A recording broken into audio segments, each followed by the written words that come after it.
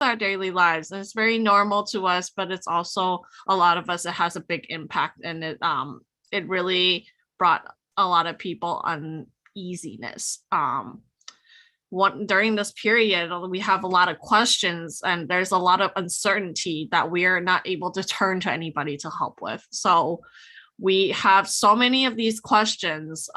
We try to look for somebody, but we can't. So we brought in a way to be able to, we brought in our venerables to be able to ask them for help. They have a lot of experience, and they have a lot of experiences in their Buddhist practice that can be able to help us, help guide us in a way to really help us find our answers. And so the Dear Venerable series came to be. We want to use it as a platform for all our young adults to be able to ask questions about various topics. And we also want to ask them to the venerables, so the venerables can share their wisdom with us and find ways to apply that into our daily lives. So the last and very big topic is called romantic relationships. I'm sure you guys are very, very curious as to why we named it as so. And in all honesty, there are a lot of people who live with many cultures in America. So we are a big melting pot. Some of us are minorities and were born in America, while a lot of us were immigrating while we were young, and to be able, or during college when we were doing as international students. So since our families and friends might identify with one culture, we find ourselves being able to really question why our relationships are so. And for sure, it's a really big topic for us. So we will begin really shortly. The reason why we created this certain topic for romantic relationships is so that we have a lot of questions and we have a lot of doubts within our relationships, whether it's friendships or whether it's friendships or whether it is with a lot of our romantic relationships. Maybe we have quarrels. Like during the quarantine, we started being really, oh my God, I can't stand my partner because I'm living and cooped up in this house 24 hours a day, 7 days a week with them. We're eating the same food. We're doing the same things. We're in the same room at the same time. It's very infuriating. And sometimes it might even bring a lot of conflict. So hopefully we can be able to bring our venerable into this and be able to give us some guidance. So without further ado, let's start with some of our procedures for today. So let's go over what's going to be happening today, and then we will start with our dialogue shortly. So in the beginning, we'll be having an opening speech that is provided to us by our abbess of Foguangshan's Northern California, Venerable Ru Yang, and she'll be giving us an opening speech. And then next, I will introduce our guest venerable, Venerable Zhui Huang, and we'll be able to open up our dialogues afterwards. So we'll be asking her questions, and we'll follow it up with a live Q&A from the audience, okay? If you have any questions throughout the event, please feel free to put them down in the chat box. We'll be constantly looking through the chat box in admin. And so we'll be looking through that, and we'll be seeing where we can be able to, we'll be seeing whether we can be able to answer those questions, and maybe Venerable has a good response for us. And then afterwards, we'll also be opening up a live Q&A session, so you can actually speak if you would like. And then we'll be having those great things. Let's see.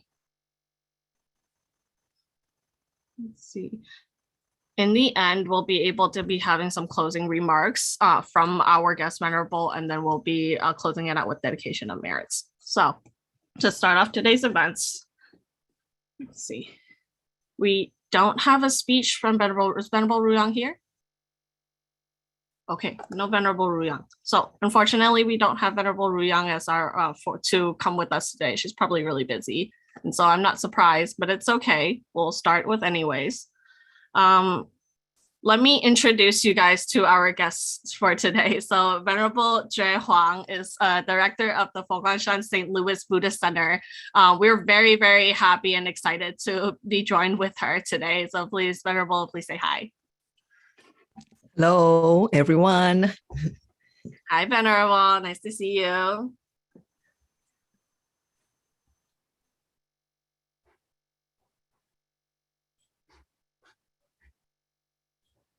Venerable, would you please introduce yourself? Oh, myself. Okay. Yes. Okay.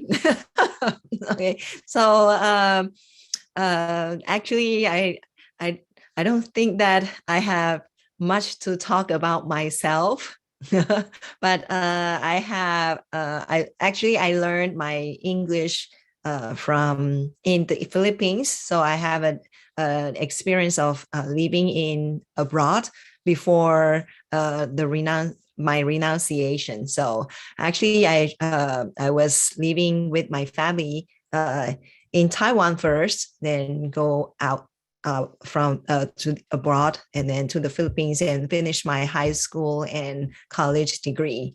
So and then after that, during the college lifetime, I'm fortunate to to know Buddhist. Actually, high school, I have already have a chance to know Buddhism, and then but the time that I have, I get involved with Fo Guangshan is in my college life. So I was very fortunate to to have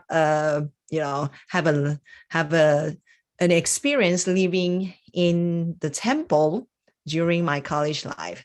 And then after that, after graduation, I go directly to Tongling University, okay, that is sponsored by the Fo Guangshan.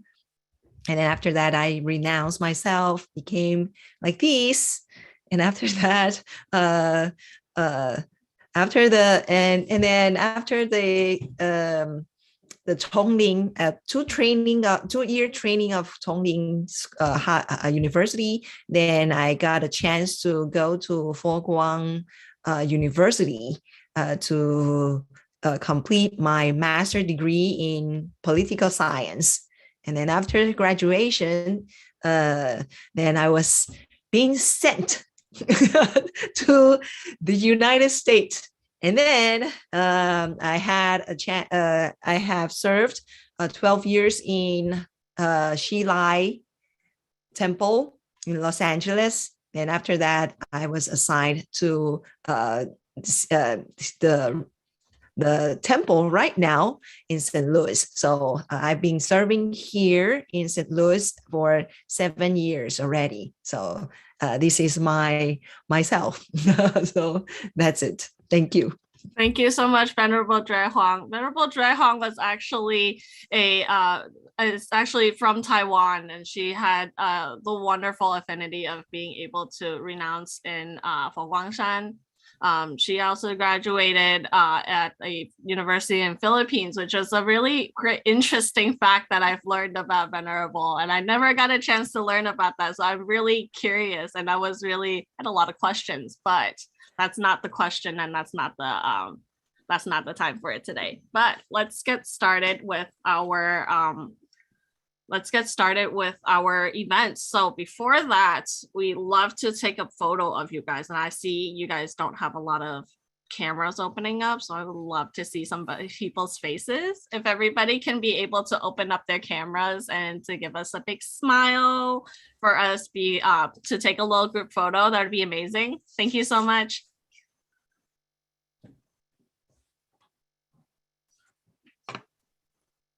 Okay, just give me a moment. Just see where I can take a photo. All right, everyone. Please form the lotus hand gesture, and we'll take a photo in 3, 2, 1. Smile. Okay. Thank you. Thank you so much. Okay, so let's get started with the event. Okay. We had a lot of questions that that you guys have submitted to us over on the Slido, which is our like anonymous question answer type software that we had a chance to. So we got a chance to look over that. So and we found out really a couple of great questions that were really interesting for you guys. So let's start with our first question, Venerable. Venerable, somebody submitted in the questions, isn't the point of Buddhism to let go of worldly desires as a path to achieve enlightenment? So how does having a romantic relationship fall with Buddhism? How can I practice to not have attachments and abstain from desires when I'm in that relationship? Okay, so there are actually there are 3 questions in one question, right? I'm so okay. sorry. But don't worry. I think that that will be all related, so don't worry. So okay. And actually, we might have a misunderstanding on Buddhist teachings that we always relate, kind of like achieving enlightenment is the ultimate goal, or it will be, kind of like that will be kind of like letting go of worldly desire. Then they will be direct with or equals to walking on the path to achieve enlightenment. So actually, that will be partially correct. It is not fully, maybe it's not really fully understood, not the whole aspect of Buddhist practice. So actually, when we are talking about walking on the path to achieve enlightenment, of course, this is the goal of Buddhists, but these require not just letting go. Okay, so that is I think this is a common misunderstanding or misinterpretation of achieving the enlightenment. So so when we are talking about how to go on the path of the enlightenment, actually the first step is it is the Noble Eightfold Path. And the first of the Noble Eightfold Path is actually, it is right view. So actually, right view is just like our eyes. So without our eyes or without seeing, we can walk, right? We can't go anywhere else. So that is the reason why this is a really important thing that we have to get a right view or a Buddhist view on the world of the world, or on ourselves, or on the relationships, especially today's topic on the romantic relationships. Then we can after we get the right view on these, then we can now to talk about how to walk the path. Okay, so that is the right view. And actually, the right view starts with the law of causality. So, understanding cause and effect. And actually, this cause and effect is not just a normal, like, you reap what you sow, right? Or what goes around turns around. That is very simple. This is a very basic one, but we have to get deeper with the law of causality. Right? So after these, right, this is only the basic, but there are more about it.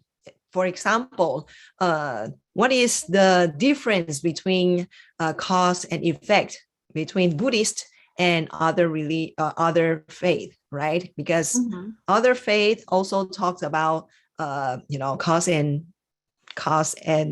effect, right? But what is the differences, right? So we have to get to know that. Then having a very firm belief on this cause and effect, then we can learn about what is Four Noble Truth. Right, go back to Four Noble Truth, and then we will have Noble Eightfold Path, right view, then right understanding, and then right livelihood, right actions, right speech, right. So this is really a very, very basic one for a Buddhist to learn.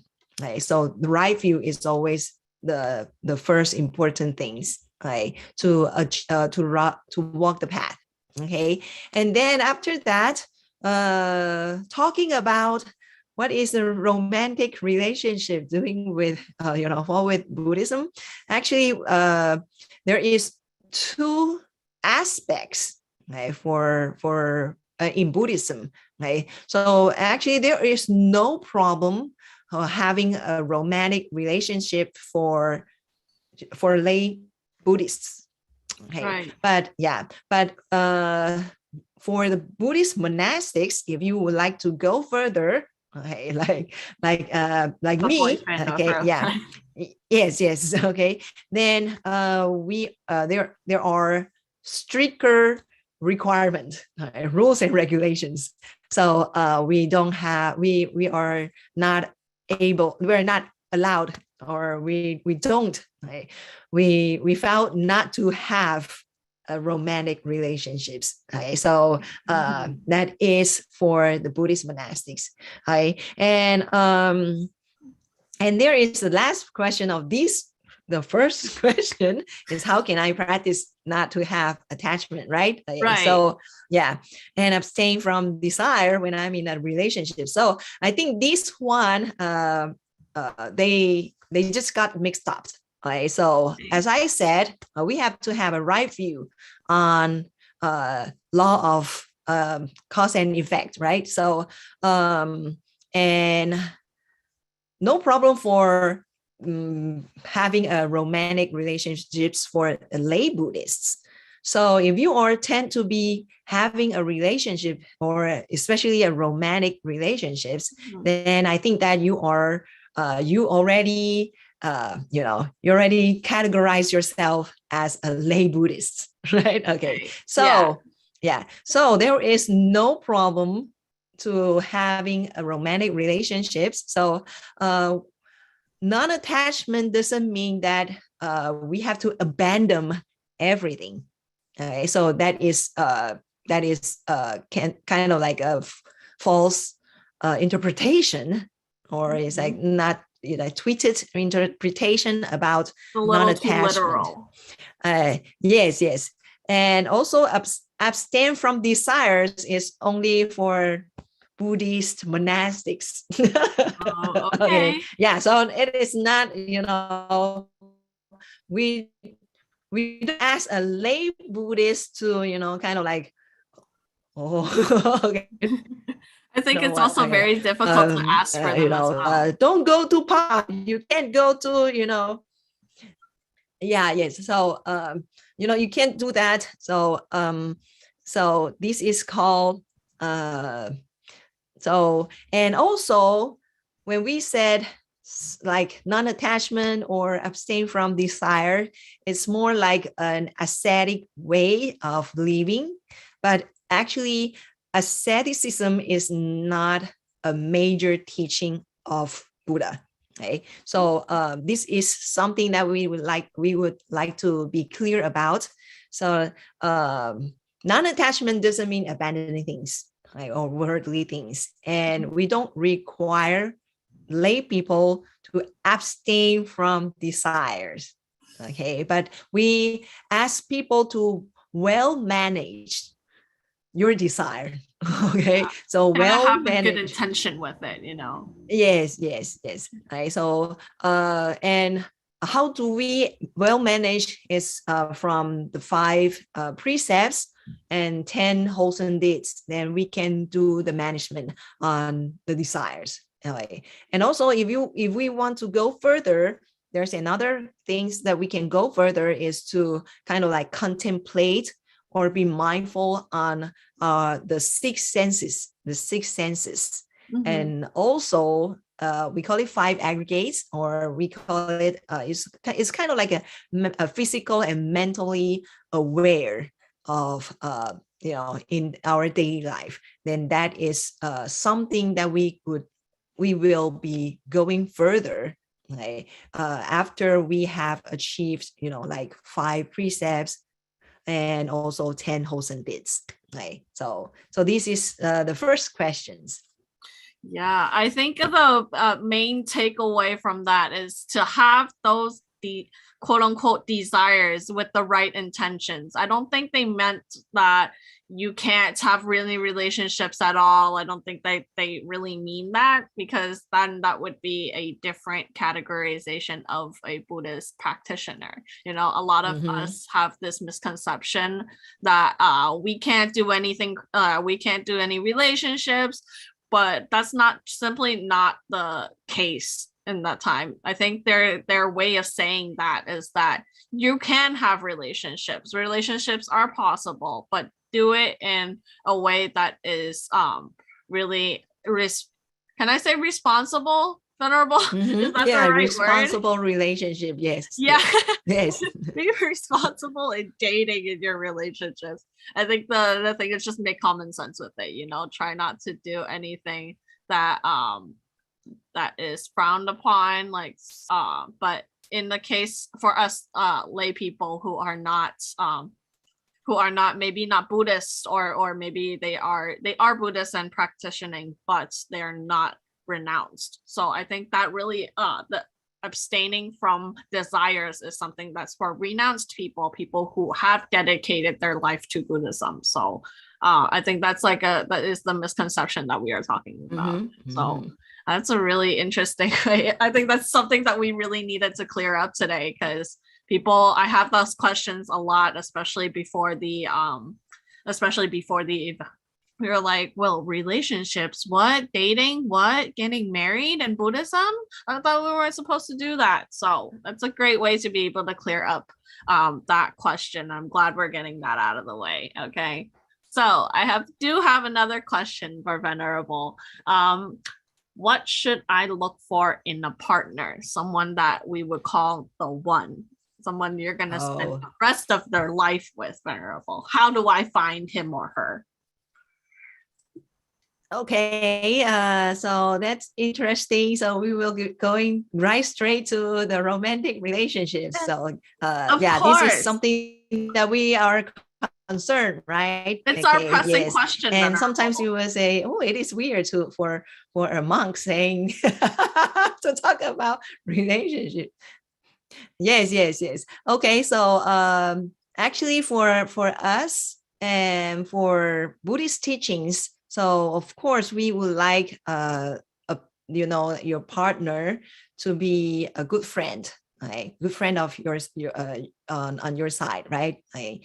And also that good friend is it can advise you, can make yourself a better person, that will consider a good friend, right? I think that having a romantic relationships, or you're engaging with someone, then you really want them to to maybe they are always by your side, right? Always support you, right? And they understand you, right? And they can make some good advice, right? So I think that is we're looking for a companion for life. If we are really very serious about a relationship with someone else, right? Okay, so I can just give you or share with you a sutra. It's called, it is there is no name. I forgot the name. Okay, but but it's okay. It's okay. Please there is a story. Yeah, there is a story. Okay, so it talks about friendship. Okay, so maybe it will be also applies same to the romantic relationships. Okay, so so we can talk. So there is someone, okay, the one disciple, okay, just asked the Buddha, say, "Oh, Buddha, you are always encouraging us to be a good companion with some good friend. Right? So how can we know that my friend is really a good friend to me?" Right? So the Buddha said, Yeah, yes. Okay. Then the Buddha said, yes, actually the good friends is just like the moon. Okay, so the Buddha used an analysis, right, as a moon. So everyone knows the moon, right? Big moon in the night, in the sky, right? Okay. The big bright yellow yolk in the egg. Yeah, yes, in the sky. Okay. Then of course the disciples say, yes, bright, right? Okay. How do I do it? Yeah. Okay. So yeah, you can. It's bright. And how about the bad friends? So if you want to tell what is a good from bad, so you have to know what is bad, right? Okay. So the disciples say, oh, how about the bad one? Okay. And then the Buddha said, the bad friends, or we consider bad friend, okay, a friend that is not doing any good to you, right? Okay. So we call it consider bad friend. Okay. So what about the friend on the other side, rather than good friends? So the Buddha said, oh, the bad friend is like the moon also. Okay. Yeah. And it puzzles to get a lot of puzzles, right? To that disciple confusions. Yes. And so now there is some confusion, and now here is the explanation of the Buddha.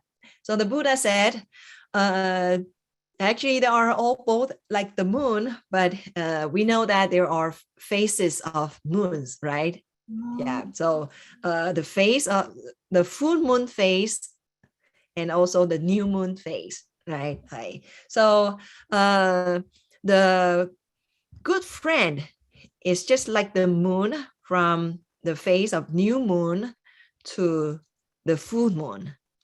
So that means that those friends can make you a better person, make your practice more fulfilled. You can fulfill your practice and make you can get a better virtue or good virtue with a good virtues. So that is something that is from new moon to a bright full moon, right? So right. And it just keeps getting better and better, and they just help you more and more. Yes. So that is the analysis. So how about the bad friend? So the bad friend is just like from a new moon, from the full phase then to the new moon phase. Okay, so that means that it will be kind of like keep decreasing the good virtue of you, or a good personality. You will be thinking that maybe your friend will make you think more negatively, so that is not a good friend. Okay? So I think that we can learn from these teachings and not just associate with friends, but also set as a as a guidance to look for a partner, okay, someone that is the one for you. Okay, so right.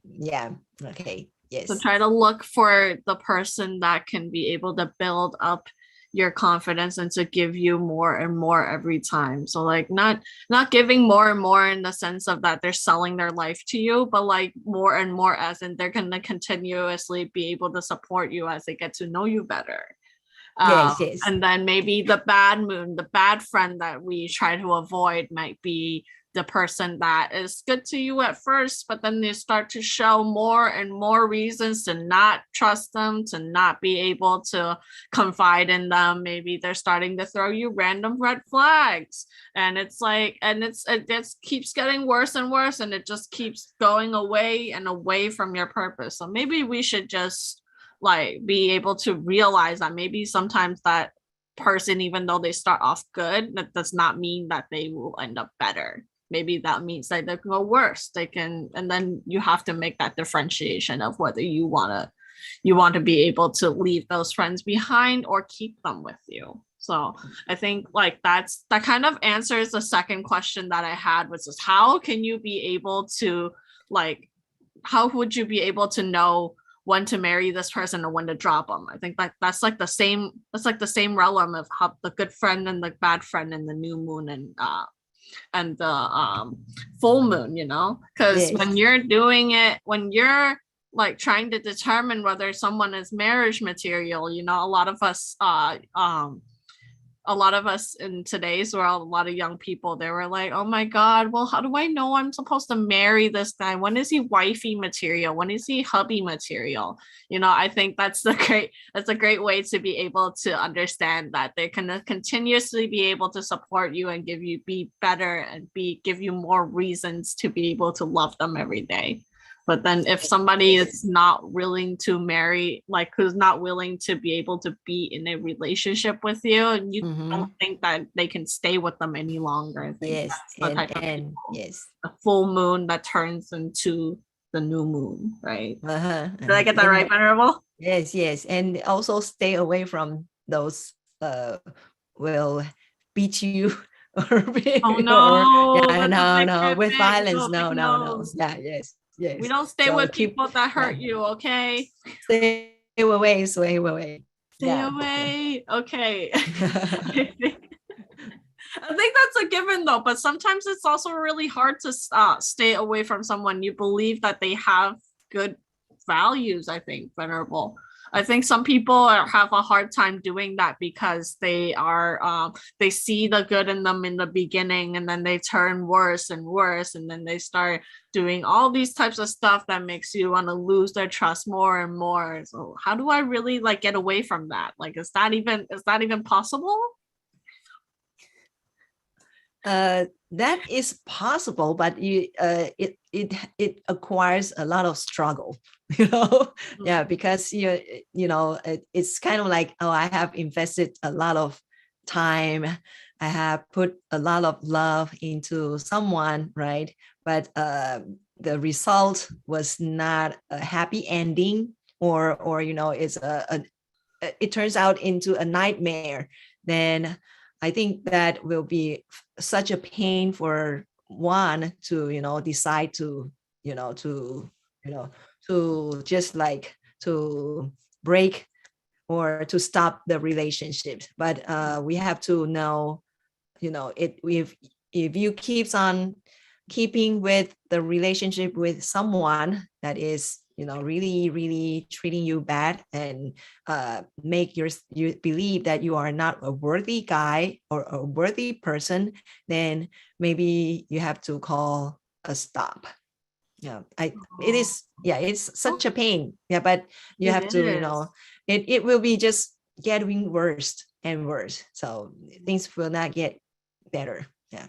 Yeah, things will not get better if you continue to stay with someone that gives you more and more reasons to leave. I think that's a great way to like really visualize it. I feel like when we do see that good in that person, it's really difficult to leave.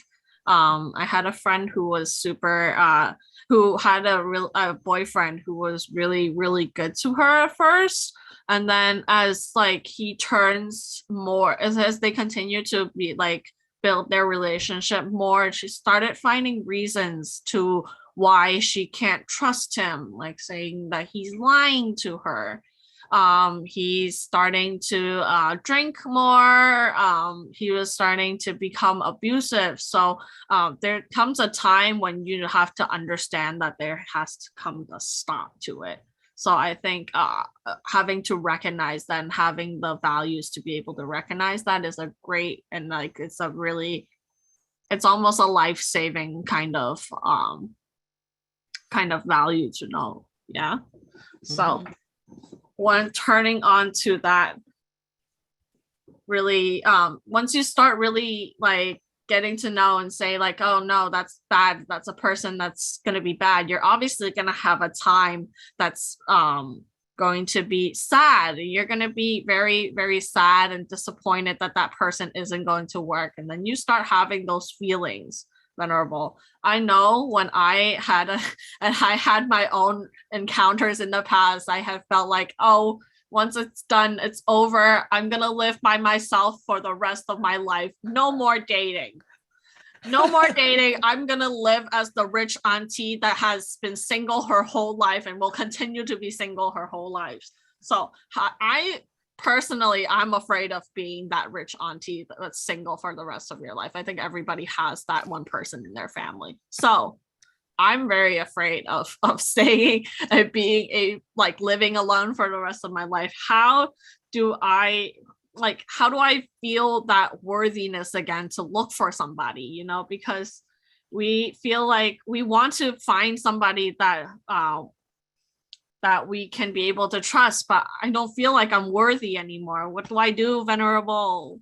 What do I do? Okay. So actually, when we're talking about feeling worthy or not, it is not depending on other people saying that you are worthy or not, right? But I think that the concept of non-self, okay, this is too deep, right? But a concept of self, okay, a self, okay, is something that we can be, contemplate with or to think deeper with. Okay? So what is a self? So let's don't talk about non-self first, okay? But what is oneself? Okay, what is yourself? Okay, who are you? Right? Okay, so I think that when we know non-self, we have to know ourselves first. Okay? We have to know oneself or ourselves. Okay? The great love yourself, self-love. Okay. Yes, and so if you think that you're not feeling worthy, that is a kind of like a denial of yourself. But this is not a Buddhist teachings of non-self. So denial of oneself is not non-self. Right? So a denial actually happens on a lot of, it is a result of something, right? Like maybe your partner, right? Maybe your partner said make you feel that you're not worthy, right? Or you have, your family background or your educational background is like it makes you feeling unworthy. So that is a lot of cultural and maybe educational or social background. Okay, so we have to know that first, right, our worthiness is not judged or defined by someone else. Okay, but it is by ourselves. Yourself. Okay, Yes. myself first. Okay, so we have to confirm about self. Okay, and then after that we can know, or it's kind of like diagnose or dissect what is meant by myself, what is self to me, right? Okay, then we can use six senses, or we can use our physical and psychological aspects of learning ourselves. Okay. Then after that, then we know that there are constant changing of selves or self-evaluation. Like then we know that actually there is not a fixed concept of self. Okay, so for example, if you're not feeling worthy, actually you are still a worthy person, okay, when you are trying to use these use this mentality or use these methods to build up your confidence, okay? Because we all are able to become a perfect person, right? So this is a teaching of the Buddha, right? Okay, we can become a Buddha, right? Okay, so actually we are able to perfect ourselves. Okay, so that means that we got chances, we got opportunities to perfect ourselves. Okay, so there's no, don't be feeling that you're not worthy. Okay. I mean, that's a lot to ask for, Venerable. It's a lot to ask for sometimes. Oh, really? Sometimes yeah, you feel yes, like you're yes. not worthy of it. Maybe like there's a lot of people that tell you that they're not. But I think that kind of like dives into your point of knowing to love yourself first and get to know yourself. Feel like you're worth it before feeling like you are worth it to other people. I think that's what you meant by that, because I hear a lot of people telling me, well, oh my God, well, I feel like he's always been saying that I am not worthy, I am stupid, I am an idiot for not being able to do these. Why aren't you doing any of these chores? There's a lot of people that say that and that tell you you're not, give you a lot of reasons that you shouldn't be worthy of loving yourself. But I think that's all the more reason to start being able to learn to love yourself, because who else are you supposed to learn to love if you don't love yourself first? Mm-hmm. What are you giving to somebody that you never gave to yourself? I heard a really good quote from somebody once who said that before you're able to love other people, you should love yourself the way that you would love your loved ones. So like, for example, I like personally, I'm a person that likes to give to people. I treat people way better than I would treat my own self. I think the best way to be able to start learning how to feel worthy is to treat your loved one, treat yourself as if you're treating your loved ones. That's the best way that you can be able to learn to love yourself before you learn to give your love to other people. Yes, you can't pour from an empty glass, so what can we do? I think let's see, I have another question from, I think it's from one of our YAD members. Okay. She was asking me, I think it was one of those married couples. It's a certain married couple that we might know. She said that, how do I deal with my stubborn partner? My partner is the most stubborn person in the world. He will never listen to me. What do I do? Because he has such a horrible temper and he's so like stubborn. What do I do, Venerable? How do I like deal with somebody who has anger issues and also has like a really bad temper that can be stubborn? What do I do, Venerable? Okay, so if this is stubborn and horrible temper is all in one person, okay, so hopefully so not, but yeah, hopefully not. Okay, so we can talk about stubborn first. Okay, so actually stubborn may be a good characteristics in some way, in some situation. Okay, for example, like upholding precepts, right? You have to be, tough, right? Okay. Be tough on yourself. Yeah, you can't say, oh, my mom said, you will, you don't don't go to have 5 precepts because it is, you will finally become a monks or nuns. Then you say, oh, okay. So, or being a vegetarian, right? You have to be firm on your decision. Okay? So sometimes stubborn is not bad or good. Right? So it depends on how does it happen. Okay. Yeah. Right? What type of situations warrant for you to be stubborn? Yes. And sometimes if a person calls another person stubborn, then we have to know what is the situation, right? Like if that person wants to brainwash or change the other person's behavior, then that person don't want to take it, then that person, the person who wants to change, that person will say, oh, you're a stubborn person, but it is not, right? And so so stubborn can be it is neither good or bad, right? So it just happens to happens to any situation, right? Context is very important. Yes. So actually always look at the bright side, because you are already you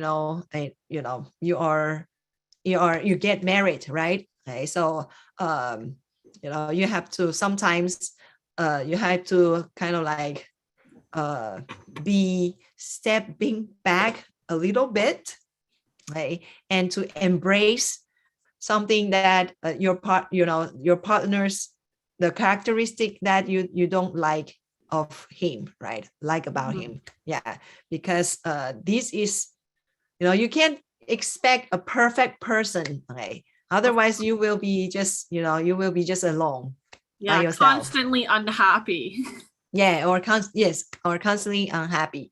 And yeah, so I think there is no such a perfect partner.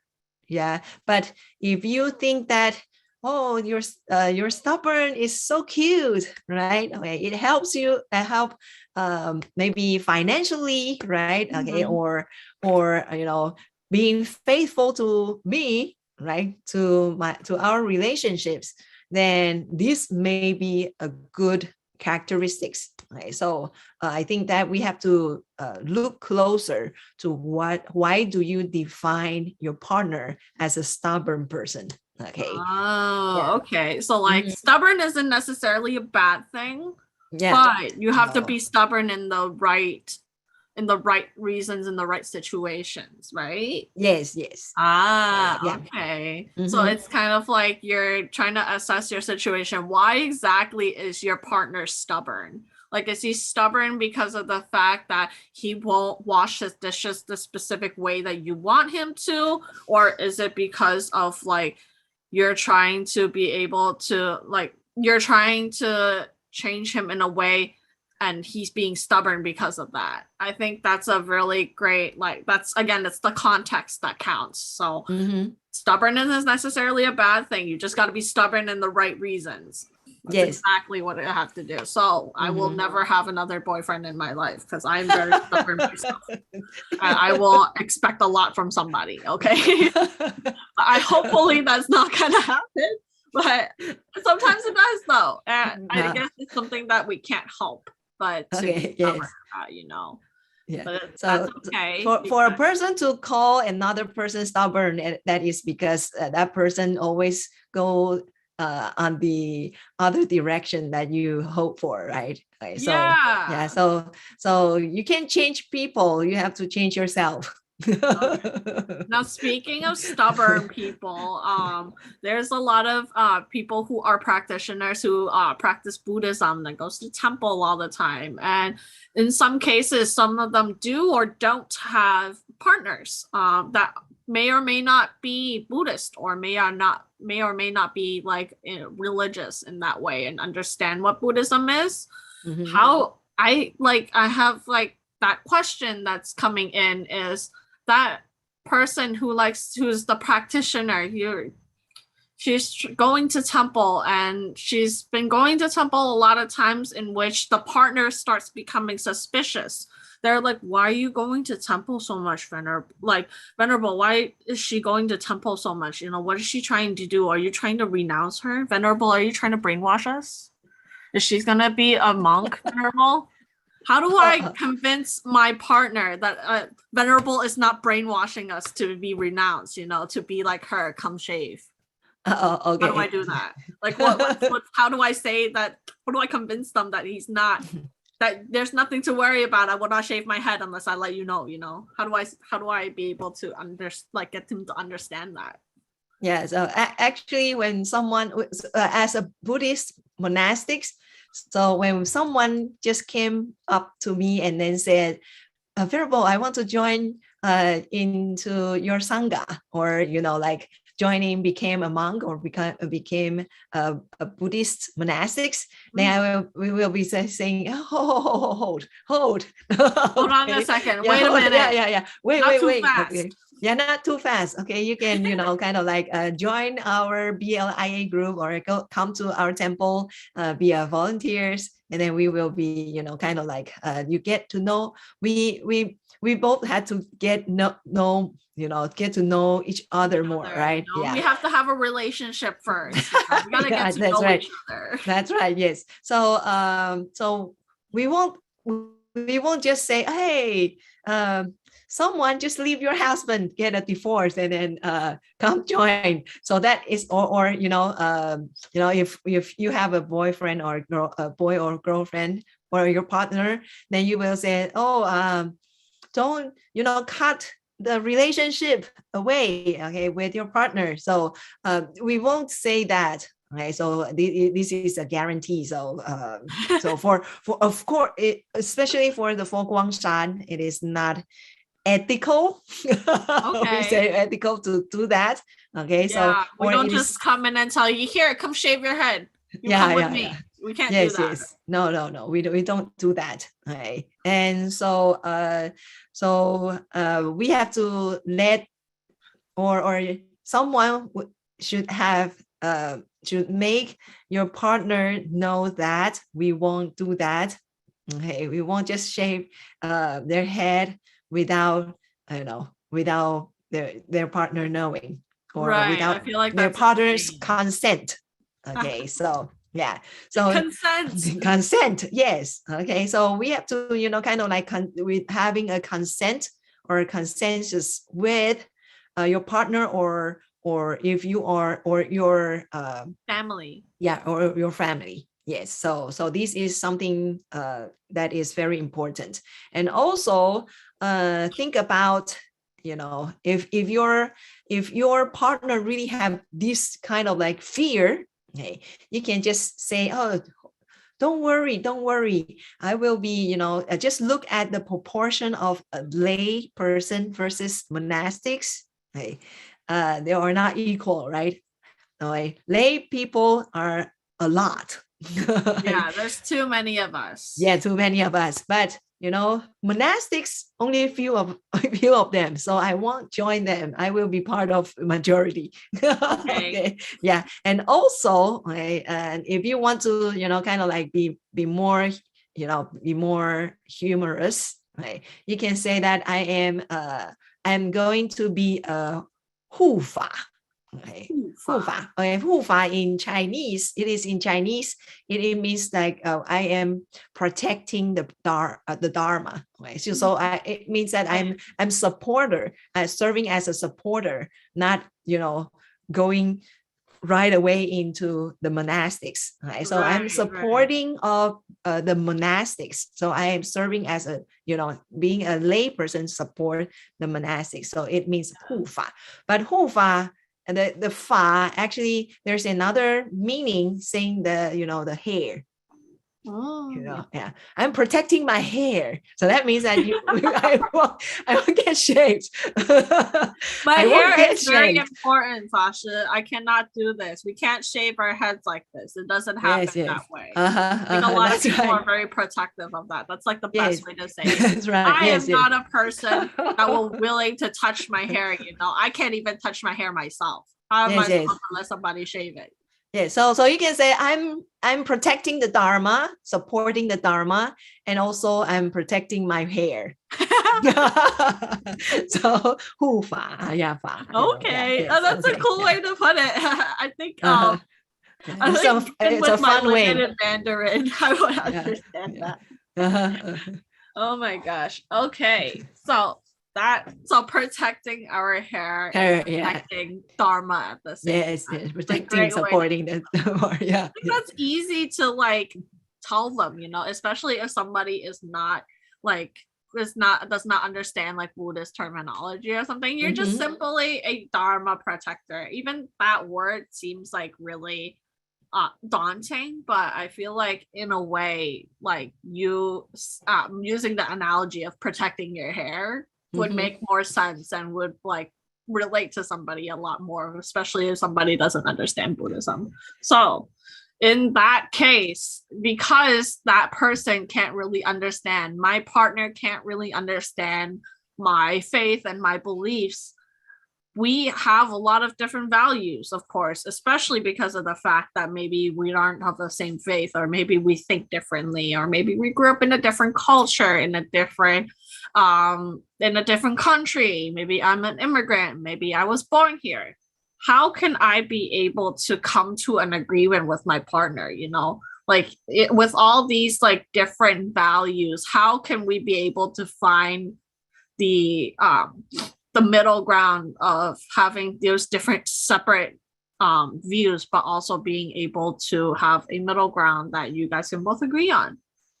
How do I do that? Because like I obviously know I have to protect my hair, and he knows that I love my hair too much, but how can I be able to translate more of that? You know, that's a little too simple, 法师. I can't really just tell that to him and then that's my whole belief. How do I say it? How do I tell him about it? Okay, so for those who don't have the same value, like maybe you belongs to or you belongs to different faith, Religions. yeah, religions, or you are raised in different cultures or educational background or social background, then actually it is a good chance for you two to have a dialogue.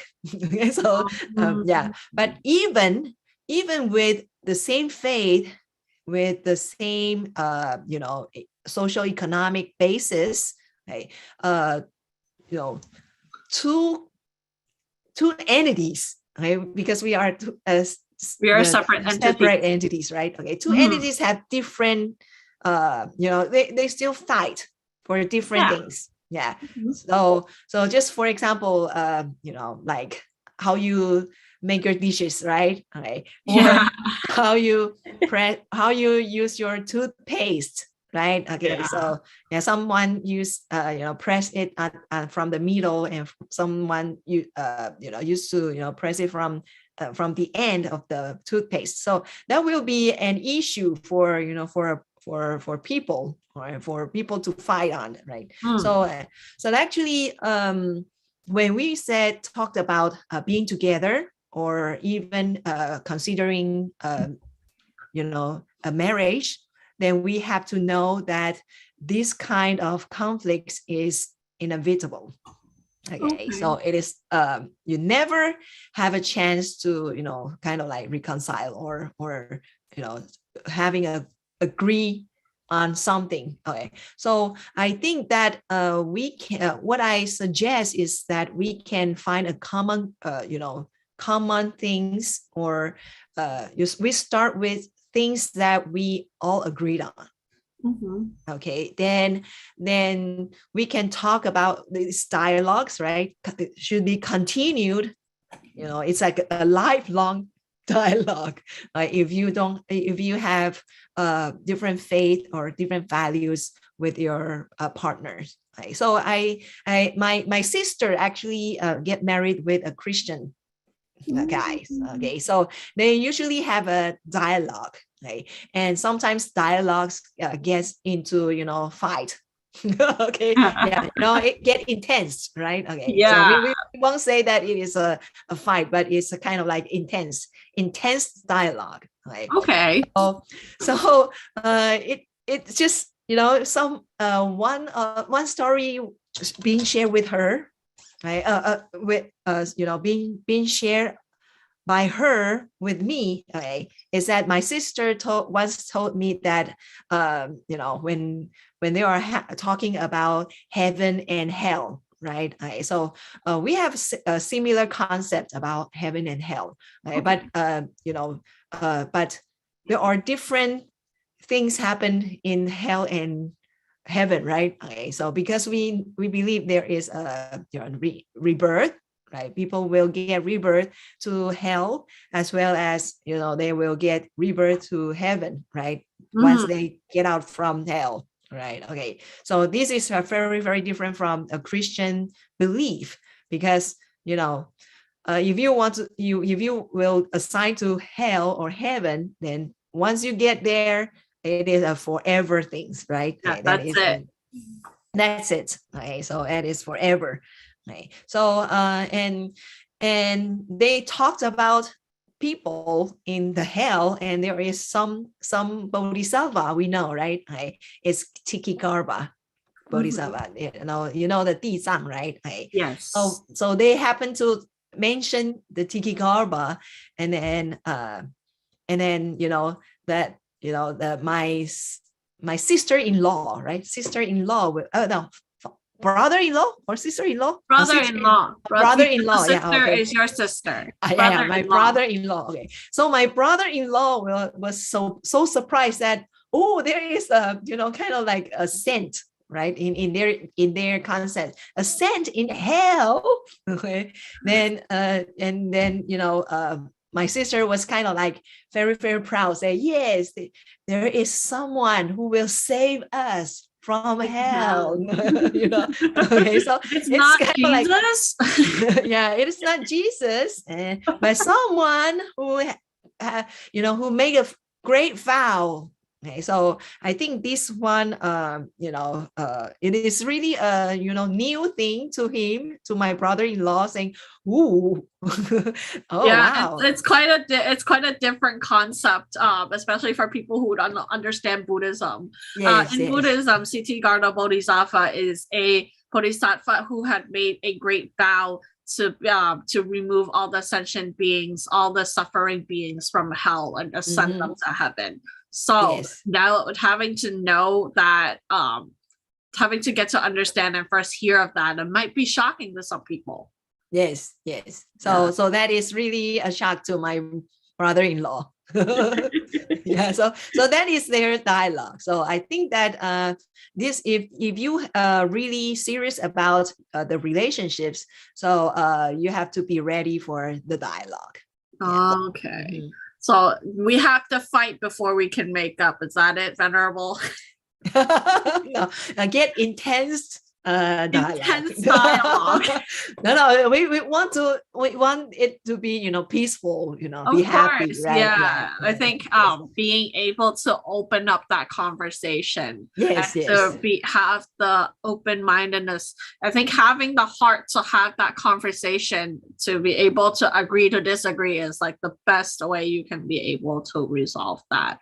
I guess a lot of it's okay to have your own thoughts and your own feelings and your own like train of thought, and beliefs, because especially in America, we all talk about, oh my God, freedom to make your own choices, freedom to think what you like to think and say whatever you want to say. I think it's really important to also understand that Buddhists as practitioners and even just normal people, we need to have the open consensus and open-mindedness to be able to accept other people. There's no point in being divisive, and there's no point in like just being stubborn just to be stubborn because you want to believe what you want to believe and make other people believe it as well. I think that's a great the only way you can be able to resolve those different values is to talk about it. When in doubt, just hash it out. Yes. So in that case, it's super important to have that dialogue, and it's super important to make it known that you're willing to talk. And then without that willingness and without your partner trusting that you're willing to listen to them, I think we won't be able to get anywhere without that. Yes. So in that case, it is the intense dialogue that needs to happen before it happens. Okay.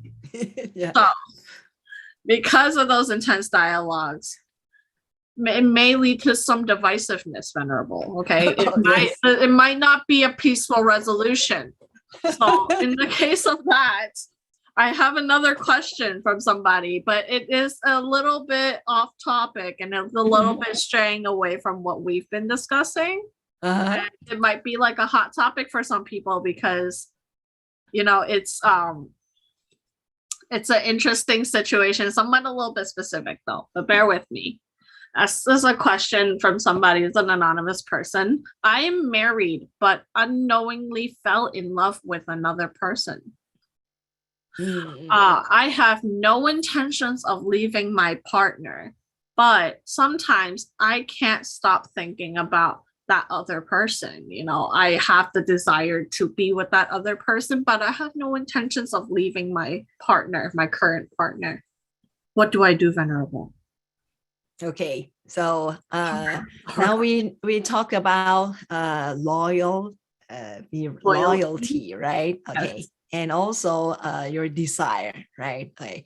So sometimes it's a cartoon, a devil and an angel talking to yourself, right? Okay, then so who wins? Okay, right? Okay, so actually for a Buddhist point of view, so if we are having an affair, so it is not allowed. So of course, yes, we still said that it is good to be loyal, and 5 precepts talks about it. So no adultery, right? No adultery, misconduct. Yeah, sexual misconduct. Yeah, okay.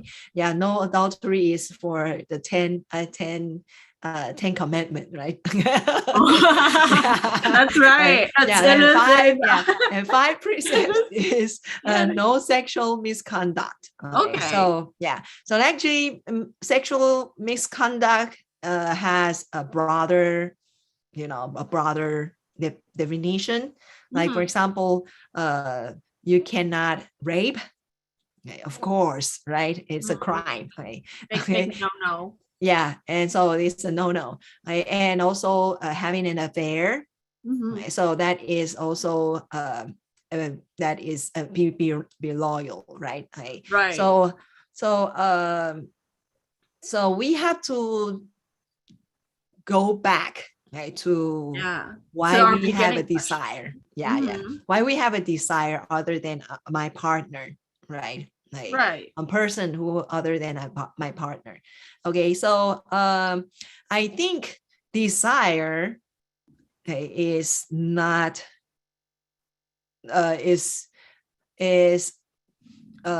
desire of others is, of course, it's not allowed, right? But sometimes you will have feeling, right? Yeah, sometimes we can't control our feelings. I don't know what to do. Okay, so now we have to talk about feeling, okay, and also the desire. Right? Yes. So that is a cause and effect things, right? Okay. So because we have 6 sense organs. Right. Okay. 6 sense organs perceiving things. Right. Okay. Yes. Like your eyes see things, your ear hear something, your nose smells. Okay. Your tongue tastes something. Your body feels something. Right. Okay. And your mind, like receiving or having some concepts. Right. That's called 6 sense organs, right? Including your mind. Right? So I think there are something that we will think it is pleasure, right? Or we define it as a pleasure, right? Something that we desire. Okay. Right. Okay. Like, I would like the smell of some of perfume. Right. Or a particular brand of perfume, right? Or like Chanel number 5, right? Okay. Yeah, Chanel number 5. Okay. Or any, right? Cologne or something, right? Or even like your detergent. You choose the laundry smell. Yeah, the laundry you like. Oh, which laundry smell you like, right? Okay. So or the shampoo you use. Right, the body lotion you use, right? And so that is something that we will be think that this is desirable, or I like this, I don't like this. Okay. Yeah. Okay, so we have to know that these things we like and dislike, right? We like these, like don't like, but we have to have a question on on why we like this, we don't like it, why we don't like this. We have to have a question, why? Okay? Because maybe I like Chanel No. 5, but the other one loves some other perfume, right? I don't know. I don't know what else, Giovanni or something. Okay. And why? Right? Just like you like Android or you like Apple, right? Right. Yeah, right. The system. Right. That's a very divisive topic you're bringing, Venerable. Now I am talking about likes and dislike, right? Okay. That's all right. Yes. That's all right. So we have to make a big question, put a question mark on why I like this or I don't like this. Right. Then and why he don't like this, he likes that. Right. Okay, so everyone has their likes and dislikes, right? Hey, so there is nothing that is like people will get hate a lot of dislikes on something, but there will be someone who likes it a lot, right? Like stinky tofu or blue cheese. Right, blue cheese, right? So so we have to know that and put questions, right? Why do I like the person, that person? Okay? Yeah, even though I fell in love with someone. Yes. Why I like or I fell in love with that person? What characteristic in her or him or that person does he has that attracts me? Right. Then actually when we break down, it is just something that likes and dislikes. Right. So maybe that person we fell in love, the third person, other than our partner, we fell in love, actually has something that we don't like, but we just can't see it at this time.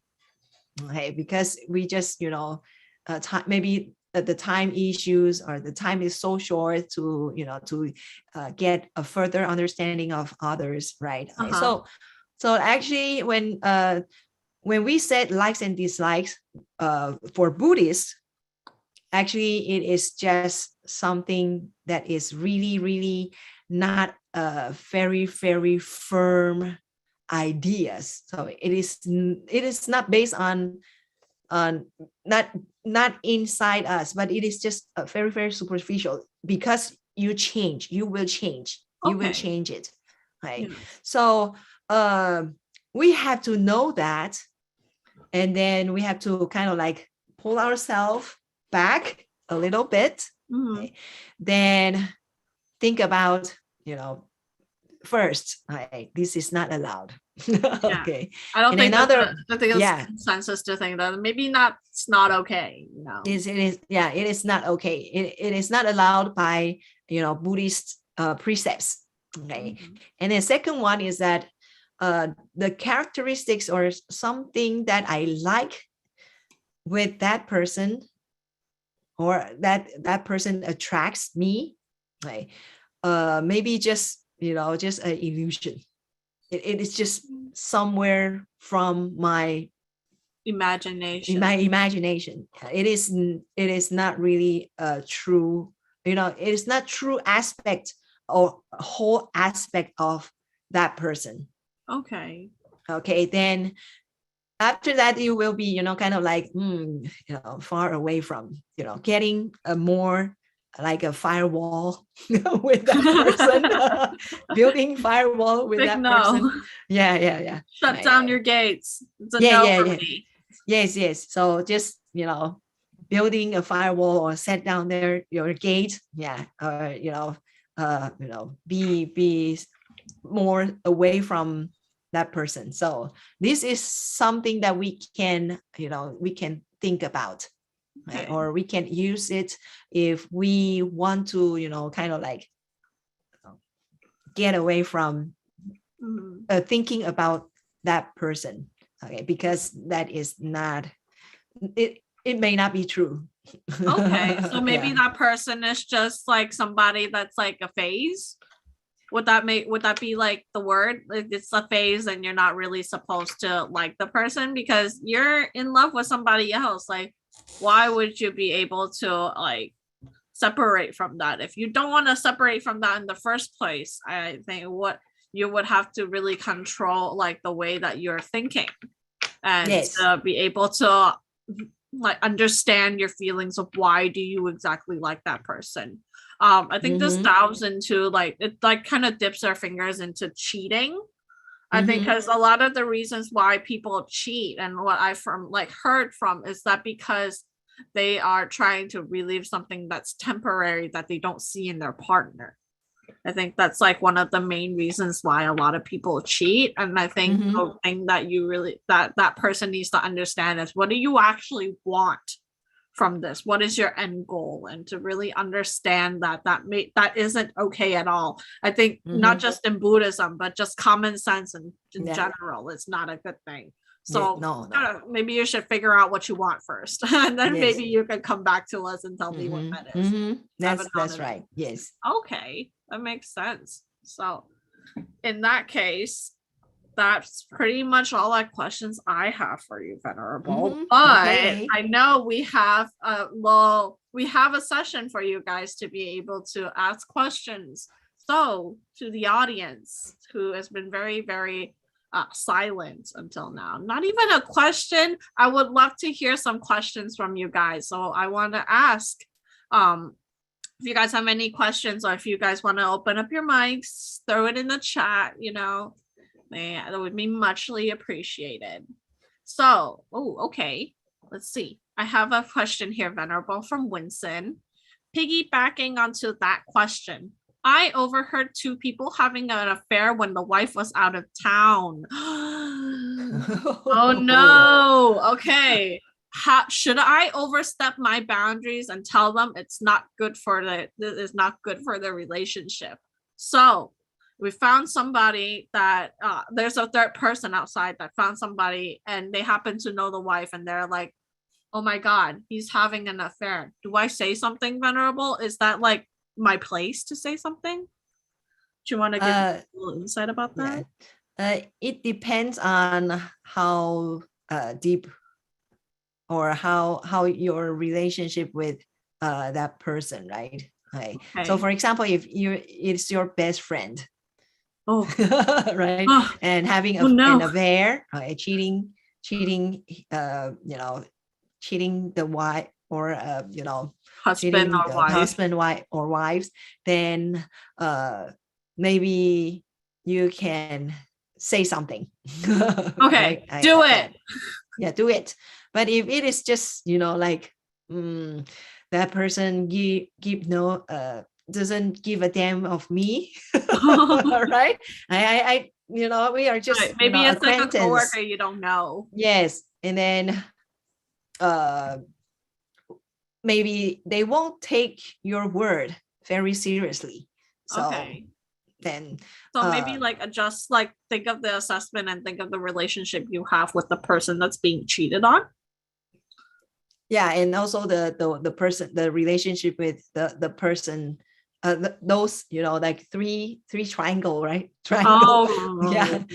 Yeah. Okay. So because that you have to if they the love triangles have some problems, then if you are a good friends of them, then you have to you eventually might get involved, right? Okay. They will seek advice from you, or they will look help from you, or they want to like maybe look for justice. Right, from you, right?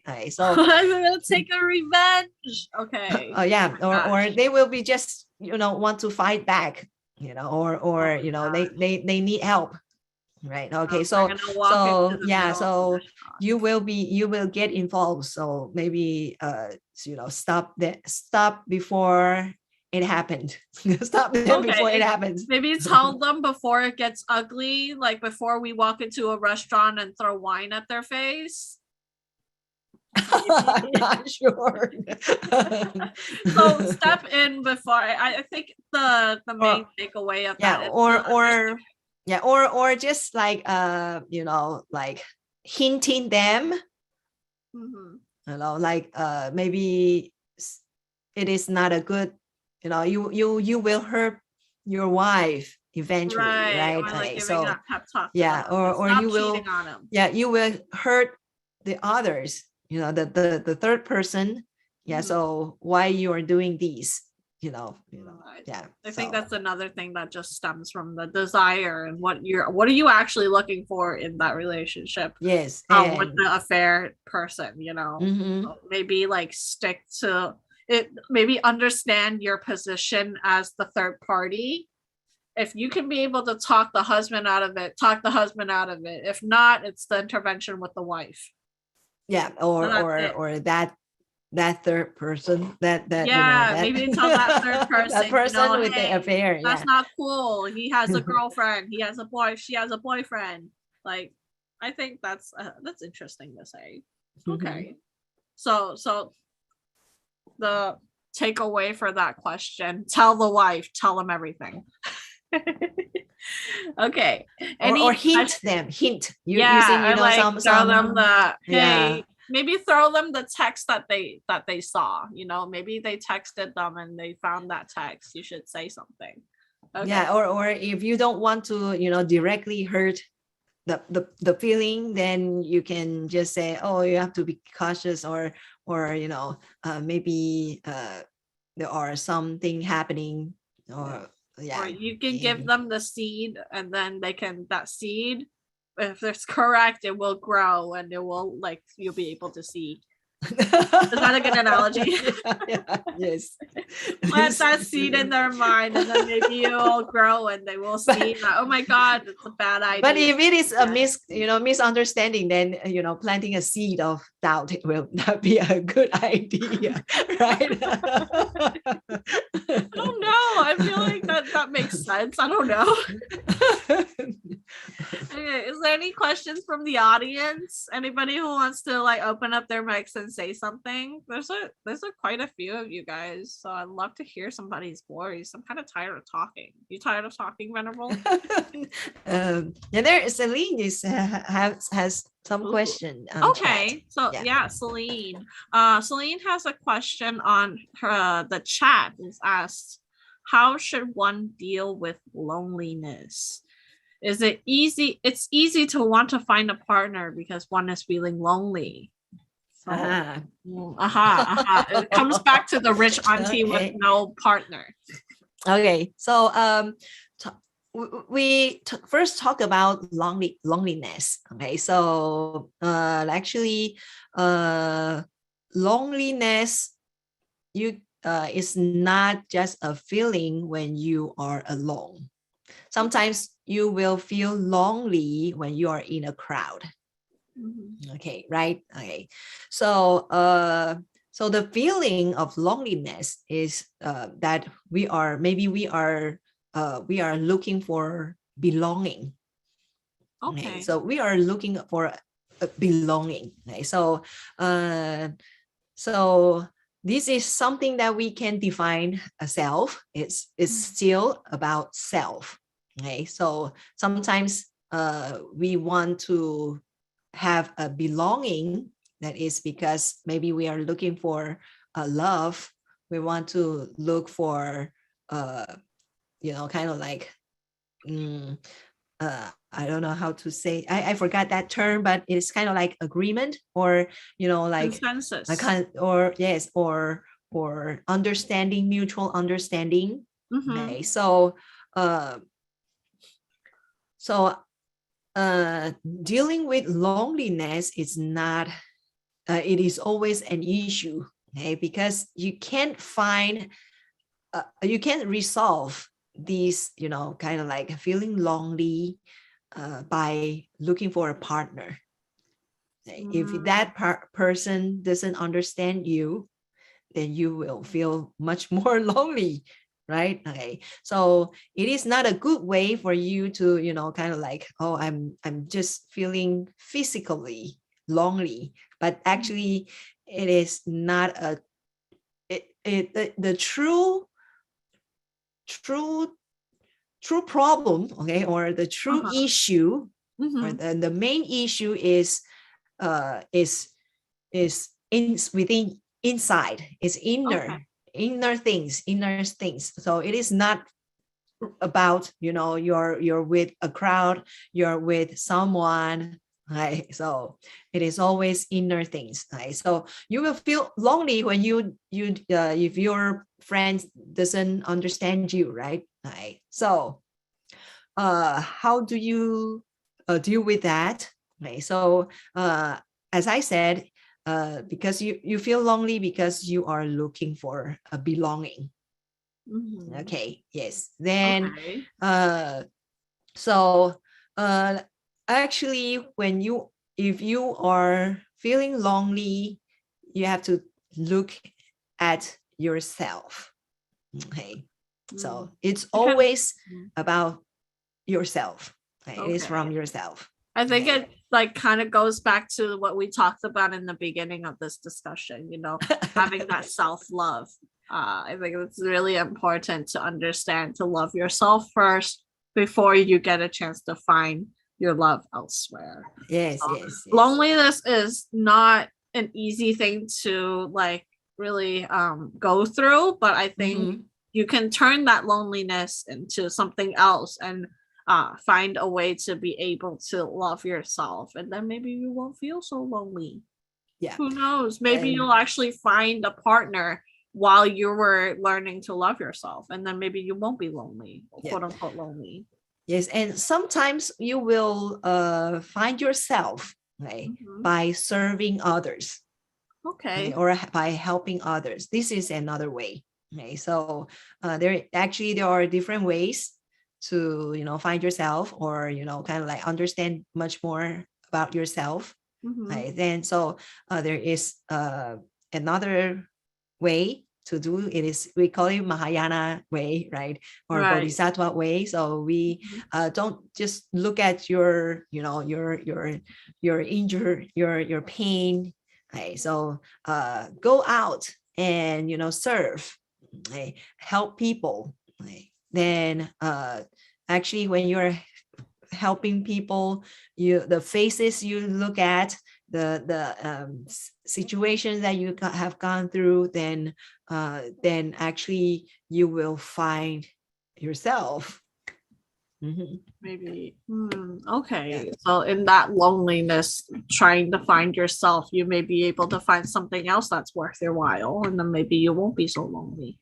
Okay, that's a good thing to think about, I think, because a lot of people that I've personally encountered have a hard time with dealing with that. I know me personally, I've had a hard time being able to find someone that I actually like, because but also having the same feeling of I don't want to be with anybody because I want to work on myself first, or I don't have that type of love to give.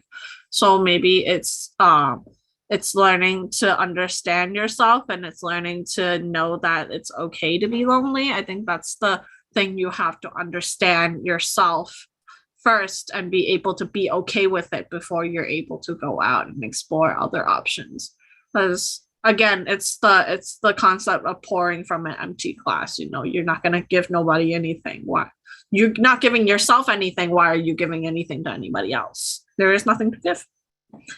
Okay, so let's see. Is there any questions? And truly questions from somebody. I want to hear a voice, like I'm tired of speaking. Anybody would like to share, please?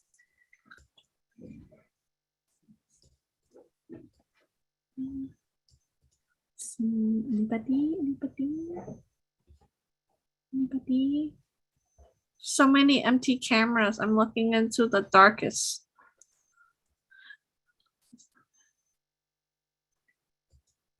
Anybody would like to speak?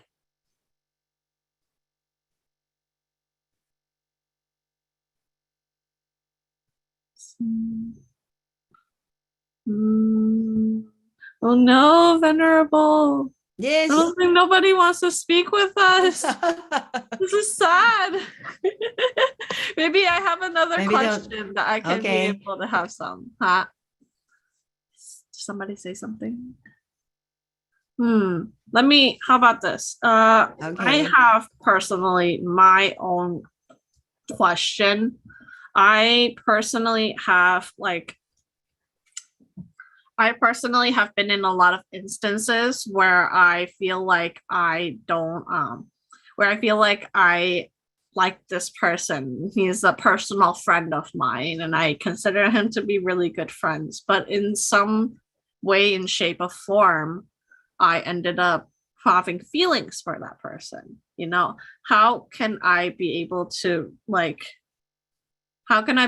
differentiate to whether I should keep my friendship with him or whether I should confess? Because sometimes I personally have been in experiences where I feel like my feelings are being played with, or I feel like if I confess to this person, that person is going to run away and then I'll never have that friend anymore. What do I do, Venerable? Because I don't want to lose this friendship and I don't really want to be able to but I also want to be with him. I don't want to lose the friendship, but I also want to be with him because I feel like I truly like him. So how can I be able to tell him, or should I even tell him at all? I think this is a tough decision to express your own feeling, to when are you going to express your feeling to that person, right? Can I say never? No. It depends on how you would like to be with him or her, right? So if you want to go further and you don't know what he or she think, okay, then my best my best recommendation is maybe you can kind of like finding a moment that is that is not that serious. Okay, and maybe you can try to hint on him or her. Okay. If he can take, if he really think that he has the same feeling with you, then he can get it, right? But if he doesn't, then I think he will kind of like try, if it is if he is a very fun person, he will be kind of like kind of like save it or take it like, with a very humorous way, right? Okay. Yeah. But if you want to kind of like very serious, like I have my love letter, that will not happen right now. I'm gonna write him a love letter. That's a lot. No. That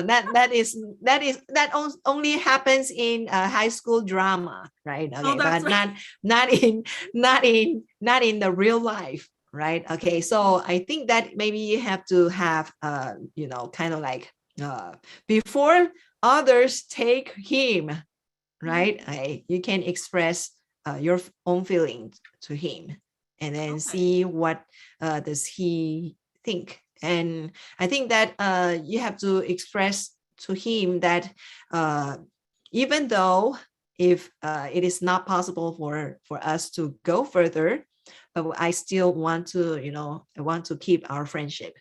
So this is I think this is the strongest message that you have to give it to him. Okay. Yeah.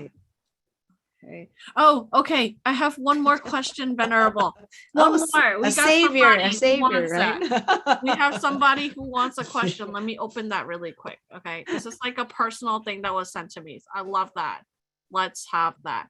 Okay. So the question is, we learn in Buddhism that attachment may cause suffering. Seems that one would prevent or discourage oneself from deep love in a relationship to avoid too much or strong attachment. let's see. It says, does this statement hold true? If I would say true, that it that might be, you know, too selfish. Okay, because I think this statement, if this statement is really true, I think this is the person who doesn't want to get hurt. Okay, so but it is not possible for us to get hurt in any relationships. Okay, so it doesn't mean just a romantic relationships, but a friendship or your relationship with your family, right? Okay, so I think that you know, attachment, okay, or suffering, of course it is some you can put equals, right? Okay, so attachment may lead suffering, okay, but it doesn't mean that if you are non-attached, then there will be no suffering. Okay. Okay. Okay, so for example, for my personal experience, okay, so I thought, before my dad died, I thought that I have a very, very, you know, low attachment with my dad. Okay, yeah, this is because we have very few time to get together, to live together.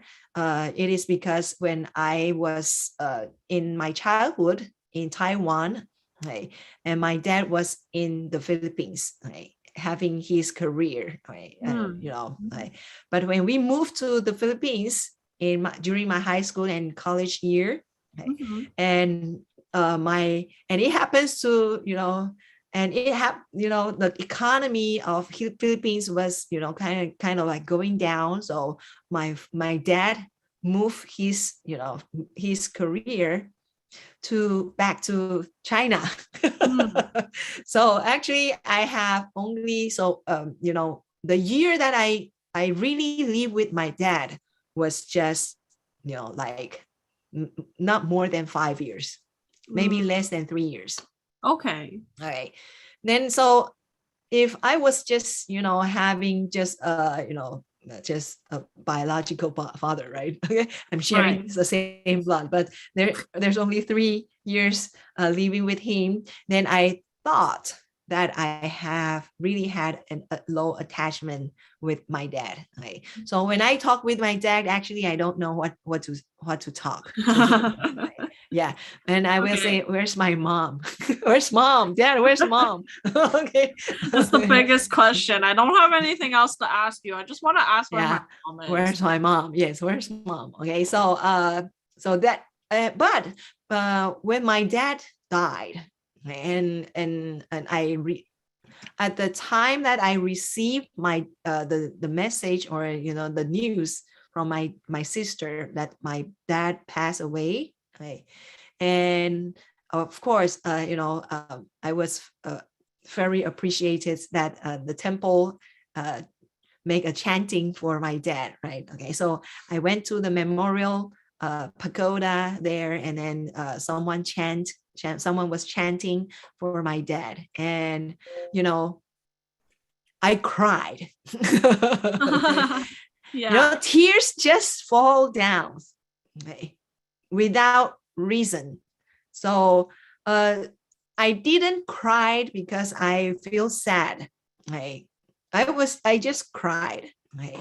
My tears just fall down. Right? And nonstop. I can't stop it. Okay. So I think that attachment, right, if you want to prevent suffering, so you said that I will not have any attachment, right? Or I don't want to, you know, have a deeper relationship with some other people. Okay, so that is not true. Okay, because attachment doesn't happen, or it doesn't. If you want to be, like clinging, the measure of the attachment does not equals to how deep you involve with the relationship. Okay. So even though you physically thought that relationship wasn't deep, I think there's a part of you inside that really like understands that like that's someone, that's my loved one, that's someone I am related to. Of course, you're going to have some type of attachment to it, but how can you be able to reconcile with that? Yeah, so actually when you are saying that, I want to prevent, not getting suffering, then I kind of like not having a deep relationship with someone or deep relationship with everyone, and that is not possible. Okay, so attachment doesn't mean that it doesn't equals to how deep is relationships, or the measure of how you attach doesn't equals to how deep is your relationship. Okay, but you can have a deep relationship without attachment and without suffering. Okay. And yes, and I think this is full of blessings, full of understanding, okay, full of love. Okay, this is something, it's an attachment love. Okay, so love has different aspects. Okay, so non-attached love. Okay, so not every love has attachment. So when we said, loving kindness or compassion, it is a way of love, right? But this is it doesn't, it doesn't lead to the attachment. Okay, so we have to know that how we love people is not, it doesn't mean that how we attach to people. So that is it doesn't equals. It's not, you don't have to, get an equation with these two. Okay. So like you can't really like combine them together in a sense. It's not in the same topic. Yes. Is that what you meant by that? And I have seen so many cases that there are, love between two people or among people, but without attachment. I see. Right? Or so that is, I think this is something that we are looking for. I see. Okay. Oh, I have one last question. Okay, very last question, yes. Venerable. Okay. Swear is my last question. Okay, it's a question from a guest that didn't want to put it on the chat, so I will be her voice. Okay. How should I tell my best friend if my friend's boyfriend says she likes me? I don't like him, and I would like to tell my best friend the guy is a bad guy. So very quickly, how should I tell my friend and won't make her feel bad? So somebody confessed to me and said that I like him, that he likes me, but my best friend is the one that actually likes him more. Should I betray my girl code? And how do I say it? What do I do, Venerable? I can't betray my girl code when I actually like that person too. What do I do? Oh, so kind of confused. Okay, so let me get it clear. Okay, so because we live in a relatively simple life, so kind of like confused. So like girl code, in a sense, there's this thing in girl code that says that you can't date the like in your friend of, like if you're in your circle of friends, you can't date the person that they like. So for example, if I'm friends with another person, let's say that person is Ashley, Ashley likes the guy named Chad, but Chad actually likes me, and he confessed to me, but I feel like I'm a little conflicted because Ashley really likes this guy, and she would be heartbroken if she found out that Chad said he liked me instead of liking Ashley. Okay. Like very simply, she would think that she's hurt. What do I do? How do I tell her? And how do I not make her feel bad? Right. So I think the very first question you have to ask is that, do you like do you like chat? Right?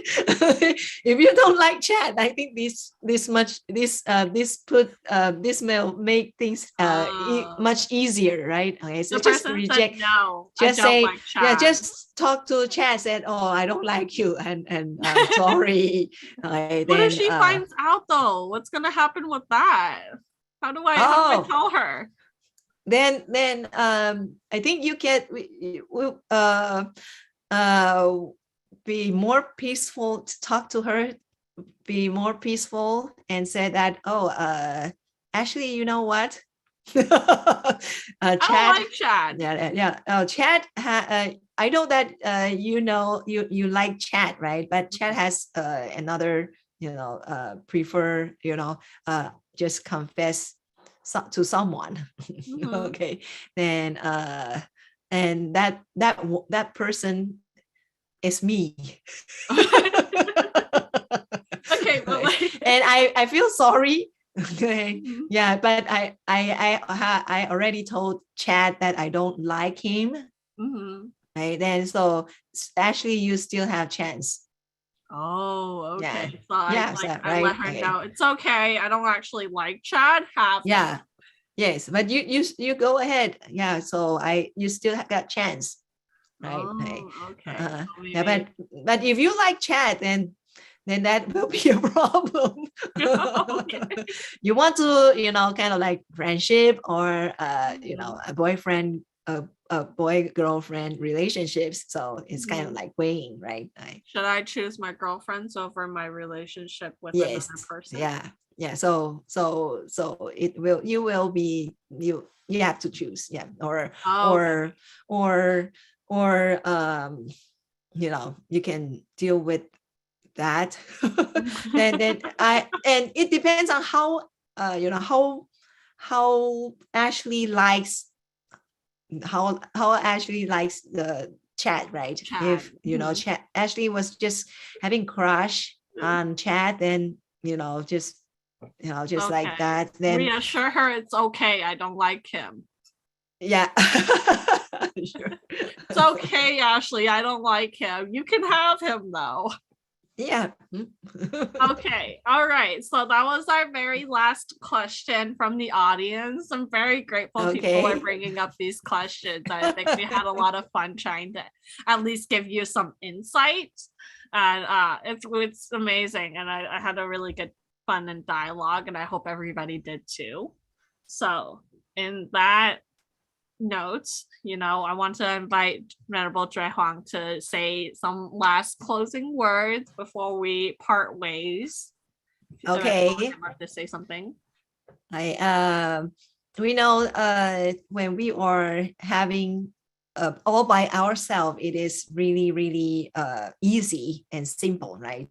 But when we are dealing with others or having a relationship and we go deeper, we want to go deeper, then actually we have to have, we have to put more things on these relationships. So for Buddhists, we don't discourage people to have relationships because this is how we are being supported, right? Because no one is an island, right? So and relationships is always serves a very, very important issue. It is a very lifetime topic for us to learn, right? So how to deal with it, because for monastics, when we are saying relationships, actually we are also having interpersonal relationships, right, with other monastics, with the lay people, with the youth, right, with the YAD people, the YAD members, right? So I think this is a lifelong lessons, not just only for the lay people, but also for the monastics. Okay? So, and all the rules and regulations was a helpful guide, a helpful tools to make our relationship better, like 5 precepts and 10 wholesome deeds. And also by following the Buddha's teachings, then we can deal with like loneliness, self-love, how to how to be a better person. Okay, so I think really the Buddhist teachings really help us to be a better person, not just a person, but also a person that can, having a better relationships. Okay, so I hope that the talk will make some, kind of like a lake, putting a stone, going and having something, right? Okay, and we can it serves as a starting point for everyone, right, to begin or considering to begin relationships. Okay. Mm-hmm. Thank you. Thank you so much, Venerable Dre Huang, for your lovely speech. It is the closing time for our very last series in the Dear Venerable series. So if I can have Venerable Dre Huang one last time to help lead us in our dedication of merits. Okay. Amazing. Thank you so much. So let us join our palms. And may kindness, compassion, joy, and equanimity pervade all worlds. May we cherish and build affinities to benefit all beings. May Chan, Pure Land, and precepts inspire equality and patience. May our humility and gratitude give rise to great vows. Okay, so that concludes our final Dear Venerable series on romantic relationships. I really want to give a very great thank you to Venerable Dre Huang for agreeing to come with us today and to join us into giving your wonderful, wonderful advice and wisdom. I would also like to thank our organizers, Angela, Winston, and Celine, for really giving us the chance to be able to join our venerables and bringing a platform to us. And we would like to also thank our advising Venerable Dre Sang and Venerable Ru Yang, which is our abbess of North California. Thank you so much for everybody who is willing to join us today. We have prepared a survey for everybody. If you guys have just like 2 minutes, 2 minutes of your time, to log on to the bit.ly link and give us a feedback. We want to see whether we want to continue the series. Although this is our final one, we hope to have more venerables come by. If you guys have any ideas, any opinions, any feedback from us, is much appreciated. So if you want to hear more of these discussions, we would love to hear from you. Like, you can shoot us a DM, you can let us know on Facebook. We're on Facebook, and we're on like a lot of social media platforms. If you want to learn more about our group, please log on to sfyad.org. That is our website, and you can be able to join our newsletter there, where we open up and we send monthly newsletters to let us know what upcoming events are happening with our group, and you get to learn more. We have a lot of cool details and cool things if you like to learn more about this. And then if you don't want to commit that hard and you don't want to grab newsletters, you think they're annoying in their email inbox, join our Facebook group. That's FYAD Facebook. Okay. Thank you everybody for joining us today, and I hope you guys have a wonderful rest of your weekend. Thank you. Thank you, Venerable. Thank you.